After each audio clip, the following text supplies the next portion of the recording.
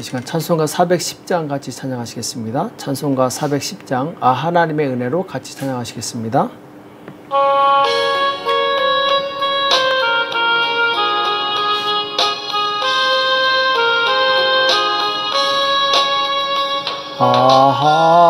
하나님의 은혜로 있을 데 없는 자 왜 구속하여 주는지 난 알 수 없도다. 내가 믿고 또 의지함은 내 모든 형편 잘 아는 주님 늘 돌보아 주실 것을 나는 확실히 아네. 왜 내게 굳세 믿음과 또 복음 주셔서 내 마음이 항상 편한지 난 알 수 없도다. 내가 믿고 또 의지함은 내 모든 형편 잘 아는 주님 늘 돌보아 주실 것을 나는 확실히 아네. 왜 내게 성령 주셔서 내 마음을 감동해 주 예수 믿게 하는지 난 알 수 없도다. 내가 믿고 또 의지함은 내 모든 형편 잘 아는 주님 늘 돌보아 주실 것을 나는 확실히 아네. 주 언제 강림하실지 혹밤에 혹낮에 또 주님 만날 그곳도 난 알 수 없도다. 내가 믿고 또 의지함은 내 모든 형편 잘 아는 주님 늘 돌보아 주실 것을 나는 확실히 아네. 이 시간 다 같이 기도하시겠습니다. 살아계신 하나님 아버지, 이 새벽에 저희들을 불러주시고 하나님 앞에 나올 수 있도록 은혜 주심을 감사합니다. 하나님, 우리가 이 땅에 사는 동안에 주님의 뜻을 밝히 분별하여서 주님의 뜻대로 살 수 있도록 도와주시옵소서. 하나님께서 우리 편에 계실 때 우리는 항상 승리함을 우리가 고백합니다. 하나님께서 늘 우리와 함께하게 도와주시옵시고 이를 위해서 우리 또한 온전히 하나님 앞에 순종함으로 우리가 하나님 편에 설 수 있도록 우리를 붙들어 주시옵소서. 오늘도 우리에게 주시는 생명의 말씀 듣기 원합니다. 주님 우리에게 말씀하여 주시옵시고 깨닫는 은혜가 있도록 도와주시옵소서. 이 시간 주께서 함께해 주실 것을 믿고 감사하며 예수님의 이름으로 간절히 기도합나이다. 아멘.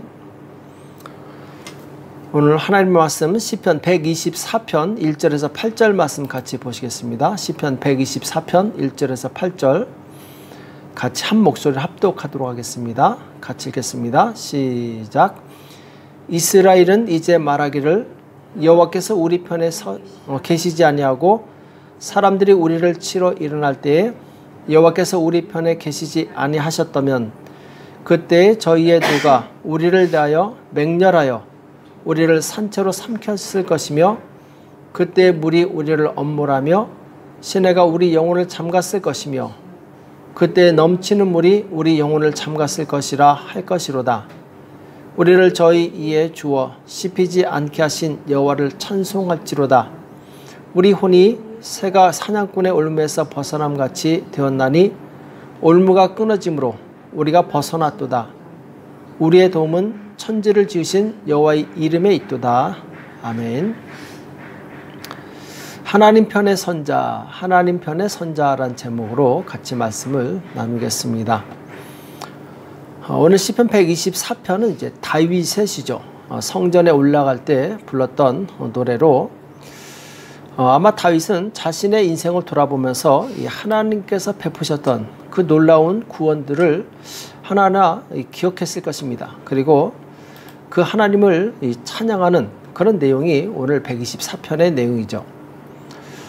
다윗의 인생을 보면은 몇 번의 죽을 고비가 있었습니다. 정말 위태로운 상황들을 여러 번 넘기게 되는데, 자, 그 중에 이제 첫 번째가 사울 왕에게 쫓겨서 이리저리로 도망다니던 시절이었다.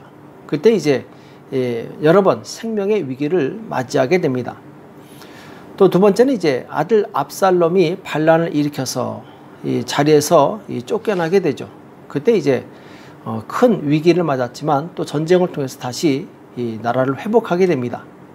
또 세 번째는 이제 그 아들 아도니아가 역시 반란을 일으켜서 체제가 전복될 아주 큰 위기가 있었죠. 그때 역시 그 위기를 벗어나게 됩니다. 다윗은 아마 그때 그 위기가 올 때마다 아마 굉장히 노심초사했을 것입니다. 그때를 기억하면서 오늘 쓴 이 내용이 바로 3절에서 7절로 보여집니다.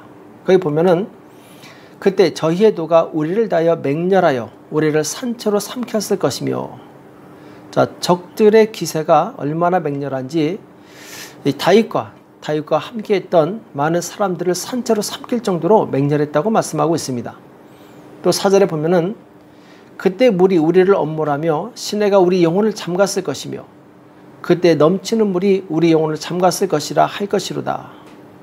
자, 큰 위기가 물처럼 자기를 덮었었다라는 것이죠. 우리를 저희 이에 주어 씹히지 않게 하신 여호와를 찬송할지로다. 자, 맹수가 이 짐승을 잡아먹을 때 아주 무섭게 잡아먹게 됩니다.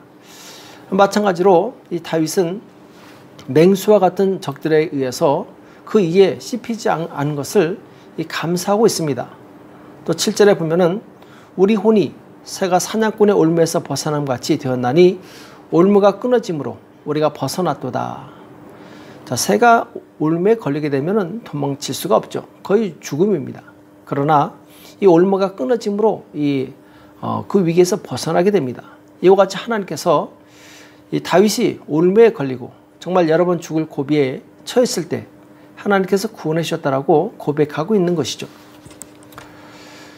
이렇게 다윗의 인생에서 정말 위기의 순간마다 구원을 얻고 또 마침내 승리하는 인생을 살 수 있었던 그 비결은 바로 하나님께서 이 다윗의 편에 서 있었기 때문에 그렇습니다.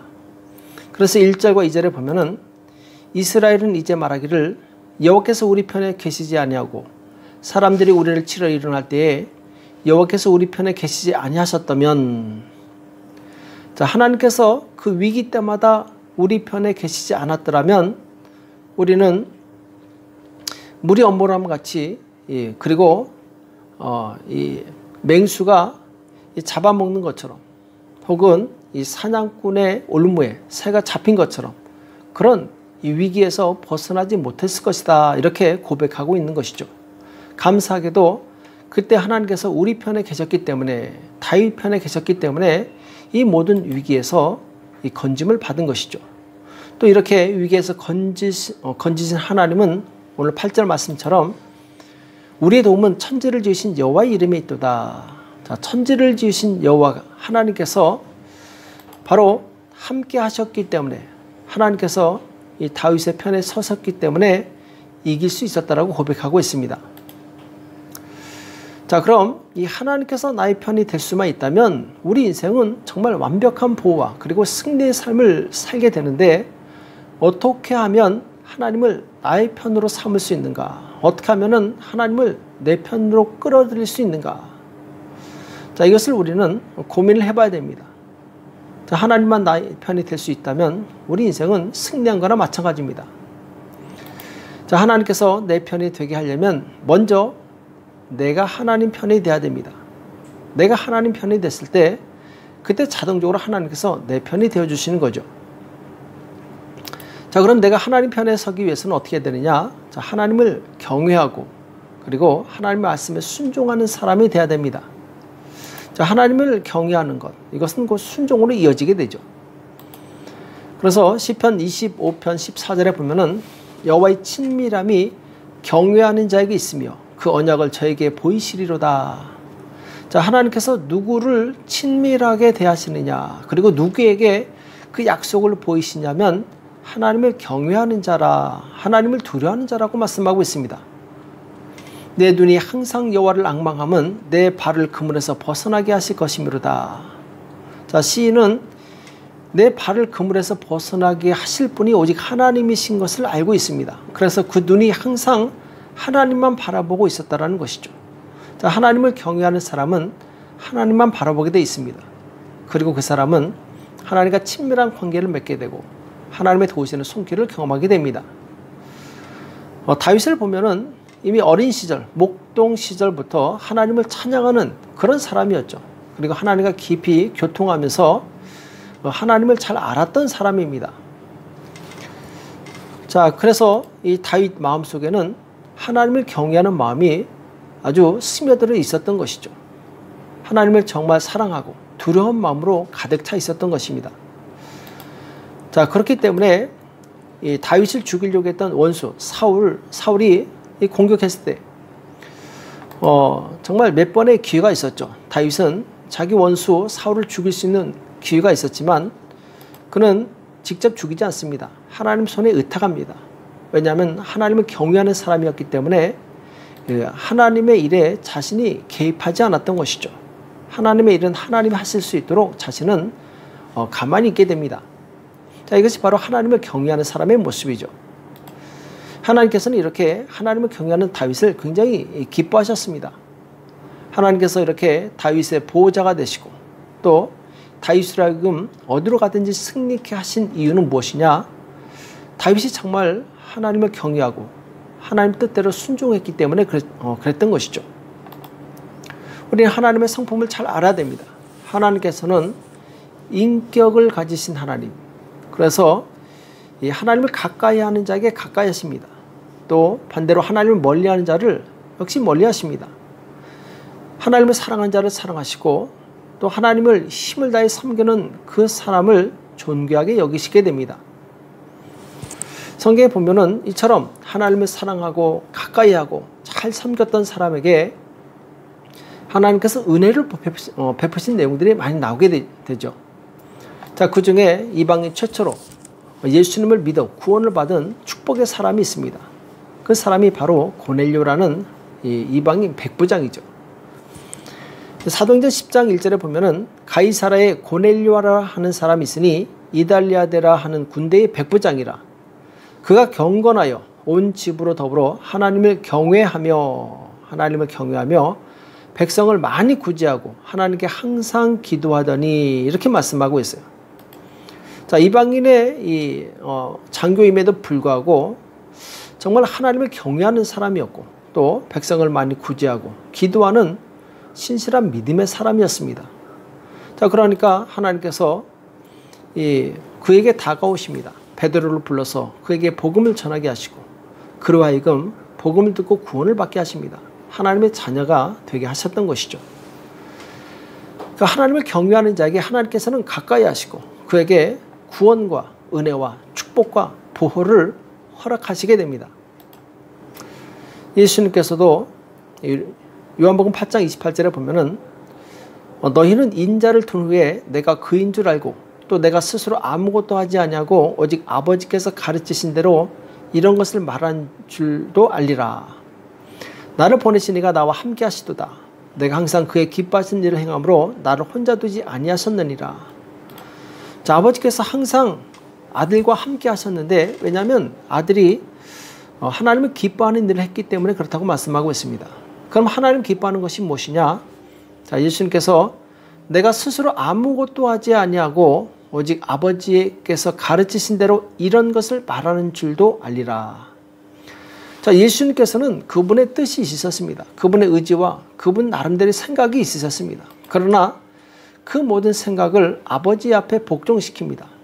아버지의 뜻을 전달하는, 아버지의 가르침을 전달하는 그 뜻에 자신을 온전히 들이시게 되죠.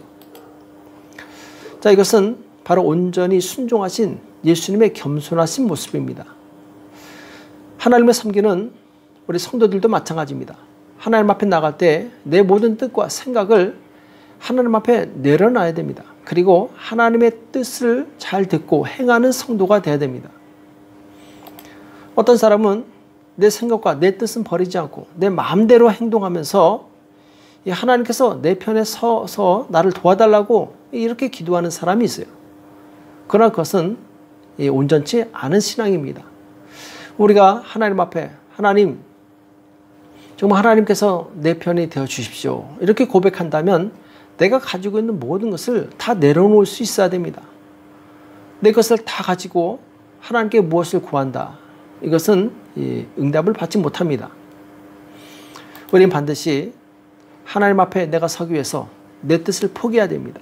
내 생각을 하나님의 뜻 앞에 굴복시켜야 됩니다. 그럴 때 우리는 비로소 내가 하나님 편에 설 수 있는 것이죠. 성경에서 이 하나님의 사람을 성령의 사람으로 비유합니다. 마치 바람이 임으로 불매 어디로 와서 어디로 가는지 모르는 것처럼 하나님의 사람도 이와 같다고 말씀하고 있습니다. 곧 하나님의 사람은 하나님께서 인도하시는 대로 이끌림을 받는 사람이라는 것이죠. 이끌림을 받는다는 얘기는 내 의지를 내려놓고 오직 하나님의 의지로 행동하는 사람이라는 것입니다. 하나님의 뜻을 위해서 내 의지를 드리는 사람이라는 것을 의미합니다. 그래서 이 빌립 집사도 성령의 인도를 받아서 갑자기 이 에티오피아의 국고를 맡은 그 내시를 만나게 됩니다. 그래서 복음을 전하고 또 다른 곳으로 호련히 사라지게 되죠. 그는 정말 성령의 사람이었습니다. 성령께서 이끄시는 대로 어디든지 갔던 사람이죠. 사도 바울도 마찬가지입니다. 이 아시아로 가려고 했지만 성령이 막으시니까 인도하시는 대로 마게도냐로 방향을 바꾸게 되죠. 자, 내가 가고 싶은 방향이 있지만 성령께서 막으신다면 우리는 성령의 뜻을 따라가야 됩니다. 내 뜻을 내려놓고 성령의 뜻을 따라가야 된다는 것이죠. 그 사람이 진정 성령의 사람이요 하나님의 사람이라고 볼 수 있습니다. 이러한 성령의 인도하심은 구약시대 때 구름 기둥과 불 기둥으로 나타나게 됩니다. 그래서 이스라엘 백성이 구름 기둥과 불 기둥을 따라서 온전히 순종하며 따라갔을 때 그들은 길을 잃지 않았습니다. 점점 더 이 젖과 꿀이 흐르는 땅, 가나안 땅에 가까워졌죠. 자, 그런데 문제가 생깁니다. 이들이 더 이상 이 하나님 따라가기를 거부합니다. 구름 기둥을 따라가기를 거부하고 자기들이 한 장관을 세워서 애굽으로 돌아가려고 하죠. 결국 이들은 하나님의 뜻에 거스림으로 불순종함으로 이 광야에서 이 방황만 하다가 가나안 땅에 들어가지 못하게 됩니다. 그 이유는 무엇이냐? 하나님께 불순종합니다. 그리고 그 불순종의 원인은 자기 생각 때문이었어요. 자기들이 원하는 대로 가고자 했던 것이죠. 자, 그들은 가나안 땅을 얻고 싶었습니다. 그러나 자기들이 원하는 소원을 내려놓지 못했어요. 이것이 문제였던 것이죠. 우리가 하나님의 영광을 보고 기도응답을 받기 원한다면 먼저 하나님 뜻에 반하는, 하나님 뜻에 거스리는 내 뜻을 내려놓을 수 있어야 됩니다. 내 뜻을 그대로 가지고 있으면서 하나님의 뜻을 쫓아가겠다는 것은 이것은 모순된 일이죠. 우리는 성령의 인도하심을 받으시기 바랍니다. 성령의 인도하심을 받을 때 우리는 가장 바른 길, 진리의 길, 생명의 길로 인도받을 수 있습니다. 그리고 성령의 인도하심을 받을 때 그 사람은 바로 하나님 편에 서 있는 사람이고 하나님께서 그의 편에 서셔서 바로 그를 위해서 일하시고 보호하시고 축복하시는 놀라운 은혜가 있게 됩니다. 오늘 우리는 하나님 편에 서시기 바랍니다. 그때 하나님께서 내 편에 서서 나를 도우시고 인도하실 것입니다.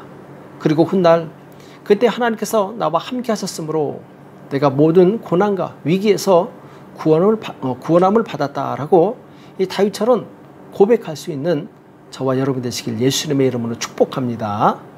기도하겠습니다. 살아계신 하나님 아버지, 오늘 우리에게 말씀해 주시며 감사합니다. 하나님, 정말 하나님께서 함께 하시는 사람, 하나님께서 그의 편이 되어주신 사람은 형통한 것을 우리가 성경에서 배웠습니다. 하나님 정말 하나님께서 나와 함께 하시기 위해서 내가 먼저 하나님 편에 설 수 있도록 도와주시옵소서. 내 생각과 내 뜻을 내려놓게 도와주시옵시고 오직 아버지 뜻에 순종함으로 정말 하나님께서 나의 편이 되어주셔서 나를 인도하시고 나에게 승리를 가져다주는 놀라운 경험을 많이 할 수 있도록 우리를 축복하여 주시옵소서. 감사하며 예수님의 이름으로 간절히 기도합나이다. 아멘. 오늘 말씀 기억하시면서 하나님 내가 하나님 편에 서겠사오니 하나님 내 편에 서서 나를 위해서 일해 주십시오. 나를 도와주십시오. 기도에 승리하는 저와 여러분 되시길 축복합니다. 그리고 나라와 민족을 위해서 교회와 가정과 자녀를 위해서 이 시간 합심해서 간절히 기도하겠습니다. 기도하겠습니다.